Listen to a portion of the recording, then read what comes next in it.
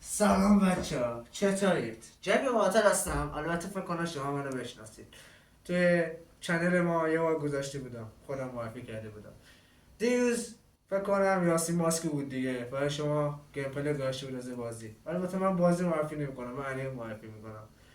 خودم از انیمه اومدم بیارم. حالا گفتم برای شما بیاید اون فیلم رو ببینید. اولین فیلمی که مونتاژ شده در مورد اونه. امروز میخوام در مورد دو تا انیمه صحبت کنیم. یکیش عاشقانه است، یکی اونیه. نه یعنی در مورد یه مردی که قدرت‌های اونیو داره. اونی چیه؟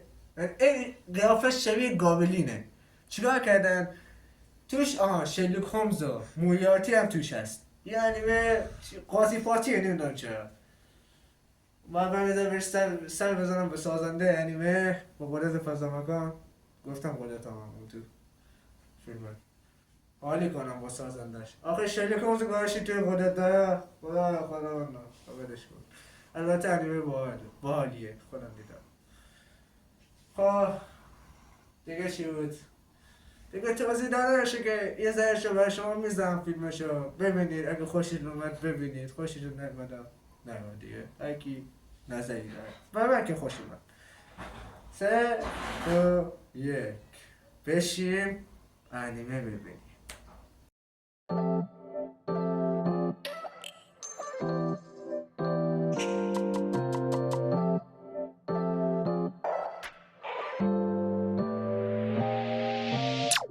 冷たい指先感じられる距離感 خب سلام بچه ها، بریم که ببینیم این انیمه چه انیمه ای است. این انیمه بذارید بهتون توضیح بدم تا بیشتر بفهمید. این انیمه این پسری که اینجا میبینید واسه اینجا میبینید این پسری دیگه، این قدرت زن برفی داره. یعنی از نوادگان زن برفی. چگونه اگه استرس بگیره از نوک پاشتا بالا یخ میزنه، یا اگه که چی بهش میگن عصبانی بشه طوفان میباره، خوشحال بشه خیلی خوشحال هیجان زده بشه آدم برفی تولید میکنه. آدم برفی کوچولو اینقدر. دیگه بگم که این پسر عاشق این دختر میشه. این دختر یه انسانه خیلی بی احساسه. اصلا روز اول کارش میشه هیچ احساسی نداشت. برعکس این پسره، این روز اول کارش کل بدن شخصه. این دختر میبیندش. از اینجا داستان عاشقانه ما شروع میشه. داستان عاشقانه این دوتا اشتباه گفتم. اینا وقتی وارد کارگاه میشه این قدرت برفیش نگاه بویان در میاد. خاک تو سرت یادم رفت میکنه. و اینو یادم اینا 4 تا دوست دارن، یعنی به غیر از خودشون با هم دیگه میشه 4 تا. 2 تا دوست دیگه دارن. یکی از نوادگان بازم دوست پیدا میکنن. نمیخوام اسپول کنم برای شما. این دختر از نوادگان از اینا همه تو قسمت اول میاد. از نوادگان روباه جادوگر. از این روباه ها میشنوید که از اینا میپرستنش تو ژاپن. میپرستنش نمیدونم چیکارش میکنه دقیق نمیدونم. از نوادگان ایناست دیگه. یه دونه دم در میاره وارد نرزنا. از این یخه خاک تو سرت. این نوادگان تو بشه دادی میخواد. حداقل این برف تولید میکنه در بقیه سویس میکنه. بقیه از اینا چقدر دارم اینا این پسر هست. این پسر عاشق این میشه. یعنی پسر عاشق این نمیشه، عاشق این دختر. این دختر عاشق اون میشه که این پسر خوش نمیده تا آخر بخرید از خنده. خب الان یه ذره دیگه نشون میدم، یه ذره دیگه از فیلمشو شما ببینید چگونه است. داستانش خیلی بالا. داستانش نمیخوام برای شما اسپول کنم.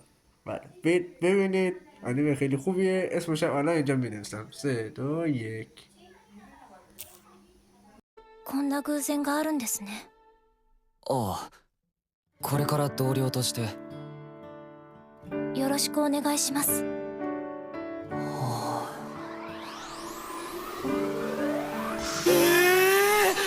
ここで再会とか奇跡やん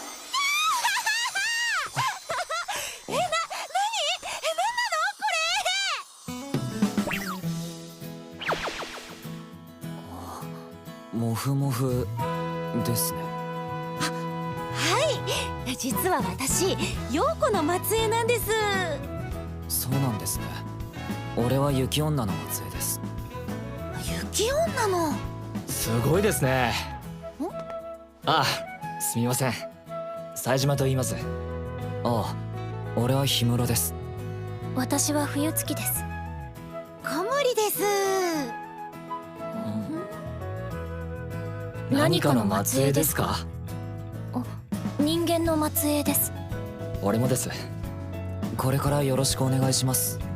あ、こちらこそ。よろしくお願いします。